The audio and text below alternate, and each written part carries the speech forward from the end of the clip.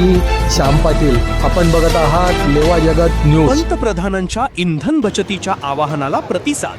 मुख्यमंत्री देवेंद्र फडणवीस बाईकवरून विधान भवनात दाखल झाले. मुंबई. पंतप्रधानांच्या इंधन बचतीच्या आवाहनाला प्रतिसाद देत मुख्यमंत्री देवेंद्र फडणवीस यांनी आज अनोख्या पद्धतीने विधान भवन गाठले. सरकारी ताफा आणि आलिशान वाहनांना बाजूला ठेवत फडणवीस बाईकवरून थेट विधान भवनात दाखल झाले. मुख्यमंत्र्यांच्या या आगळ्या वेगळ्या प्रवासामुळे मंत्रालय परिसरात मोठी उत्सुकता निर्माण झाली. कार्यकर्ते, अधिकारी आणि नागरिकांनी त्यांचे स्वागत करत मोबाईलमध्ये हा क्षण कैद केला. इंधन बचत आणि पर्यावरणाचा संदेश. देशभरात वाढते प्रदूषण आणि इंधन वापर लक्षात घेता पंतप्रधानांनी नागरिकांना इंधन बचतीचे आवाहन केले होते. त्यानंतर मुख्यमंत्री फडणवीस यांनी स्वतः बाईक चालवत पर्यावरणपूरक संदेश देण्याचा प्रयत्न केला. सुरक्षा व्यवस्थेची विशेष खबरदारी.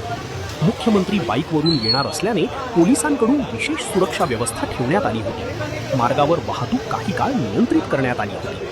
सोशल मीडियावर चर्चा.